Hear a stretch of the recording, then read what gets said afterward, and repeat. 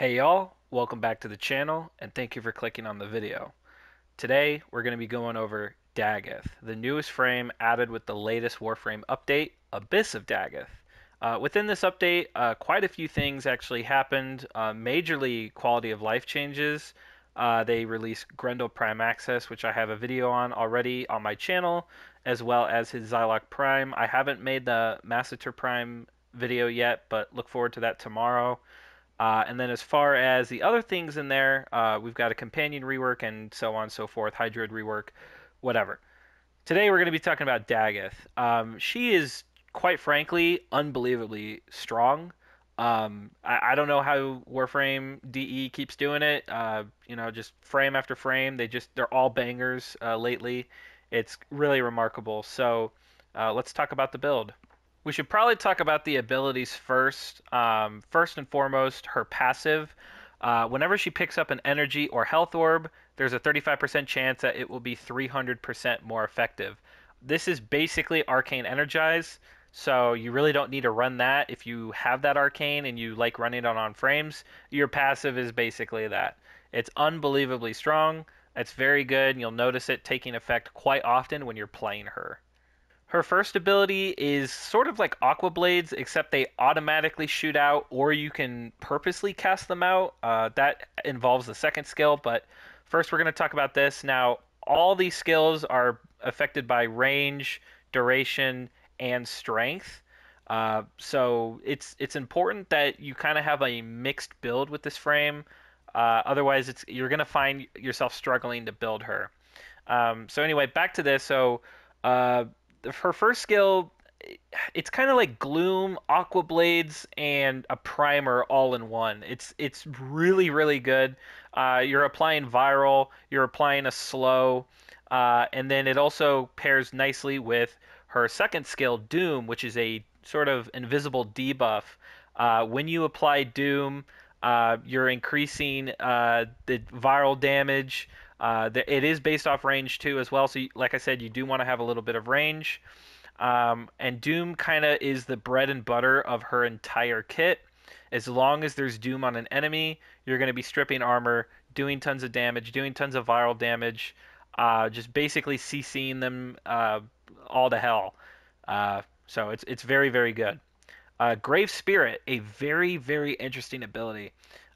Short order is it increases your critical damage for all sources, basically, weapons, abilities, etc.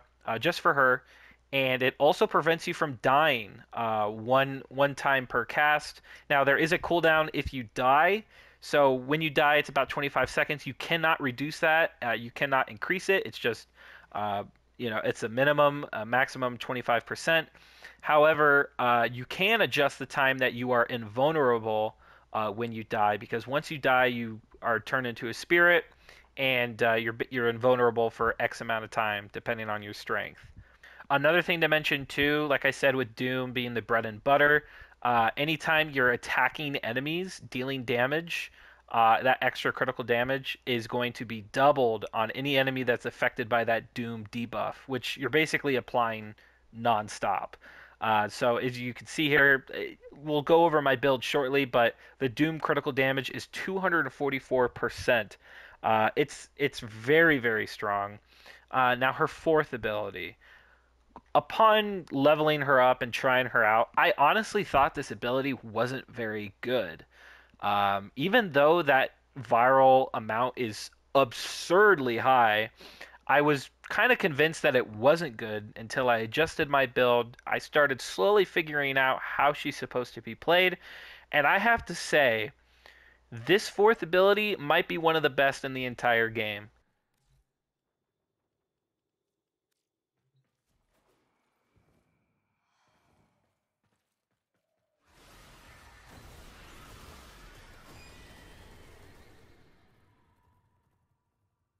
And it's gone. Now, before I talk about the build, I do want to note that she is only level 16. I'm very tired. I've actually uploaded like 4 or 5 videos today, so bear with me. As far as what these numbers really are, it's closer to about 1500 and about 650 energy, instead of what it is currently. And the shields are about 250 as well. So not that big of a difference. But as far as the build goes, like I said before, talking about the abilities, she's pretty stat heavy. So you're going to kind of want to have a nice balance across the board. Duration being really important because it actually affects every single skill. Strength affecting every single skill, and range affecting three of them. So keep that in mind as well. And because she is a very ability spam heavy frame, you're not going to want to dip below 100 efficiency, even with Prime Flow. And you'll see here too that I have two Umbral mods. If I had an Umbral Forma, this would be Prime Continuity. So that much duration. Let's see, we've got 30, so we'll add 25 plus 36, which is about 51. If we add that here, we're looking at about roughly 175 duration, which is really, really good. Duration affecting basically everything, like I said. Everything else is kind of self-explanatory. One thing to note too about the aura, sometimes people are running all sorts of auras depending on their playstyle. Corrosive projection is really nice because it's very hard to reach 100% armor strip with her fourth ability without just completely pouring into strength, which I don't find very efficient. So having 85 here with this build on top of corrosive projection gives me that easy to obtain 100%, even without multi-augmented, which I mean that too would also benefit it as well. But I like to have corrosive projection. Just it makes the enemy squishier and less tanky. So keep that in mind. But one last thing to note too: Augur Secrets, Augur Reach. Without making a side video within this video, the way shield gating got changed was the more shields you have, the better your shield gate timer will be. So because she's such an ability heavy frame, and she's already got a death defying ability, if you stack a little bit of shield gating on top of that, she can become a real menace inside of the game when you have a little bit extra overshields thanks to these two augur mods. So keep that in mind too. Now let's actually show some more gameplay. As you saw before, I completely destroyed those enemies. This build is completely insane when it comes to her fourth ability, like I said. So let's kind of just showcase some other ways to play her.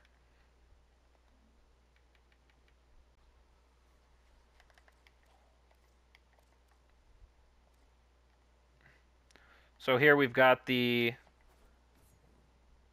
level 190s. The way you want to play her is activate your 3 first and foremost. You want to get that crit damage. You want to make sure you're invincible. And then you're going to want to activate either your 2 or your 1 first. I would probably do the 1. It's going to randomly seek out a bunch of enemies. See, they're already kind of slowed down. If you doom them, they will be slowed down as well, and now they will take that additional critical damage. However, the timer is not that long, even with all that extra duration. So like I said, you've got to move fast, which is why you'd probably want like a beam weapon or be very crazy inside of the melee attack way. But if you just attack them, it's going to spread that doom around, and you'll see just kind of how crazy this is. Activate your 1 and maybe doom them, and then when you attack it, it spreads it around even further. And here we're hitting orange crits. Now I haven't showed her melee build yet. I will show it here in a second. But I mean, it's very, very strong. Just playing her as like a normal melee. I didn't even cast my 4, and it still did, great work, right?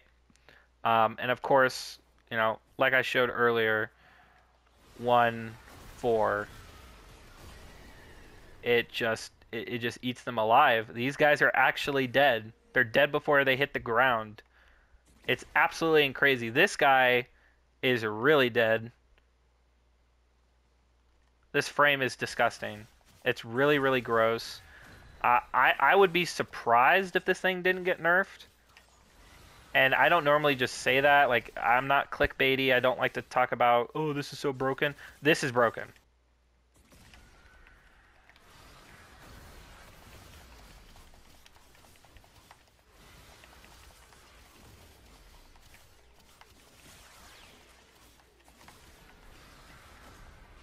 Just keep them CC'd.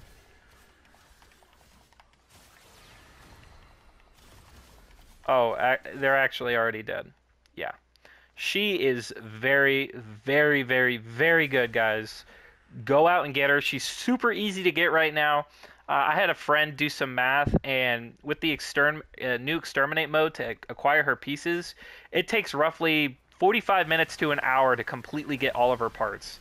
Way faster than Varuna, way faster than Citrine has been in the past. So do yourself a favor, get this frame, and start playing this absolutely broken frame.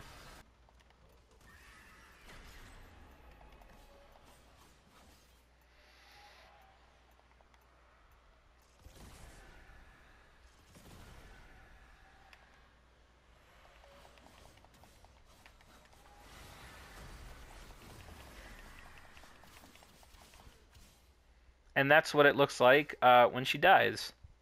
This is the build for the Doorclav unique melee weapon for Dagath, whatever you want to say. No Riven. I was not lucky enough to get one. I've got a couple more melee Rivens I'm going to check out that I haven't opened yet. But if you're noticing, I don't have any critical multiplier. That is because you're going to get all your critical damage from her passive. You don't need to run it. You can, fit in Weeping Wounds and make sure you got good range and even some attack speed. Everything you'd want in a melee weapon.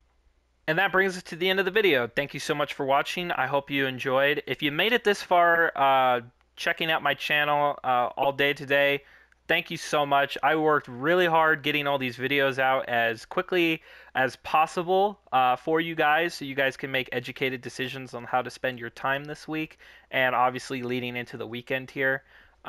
This update, all the changes they made, Hydroid, this the quality of life with shield gating. That I really care about that too much, but the companion rework too, from what I've heard, is okay. There's some things that I want to talk about with that too, but overall, this has been an A plus release date update, and I couldn't be happier with the direction that Warframe's been going in. I think it's doing really, really well.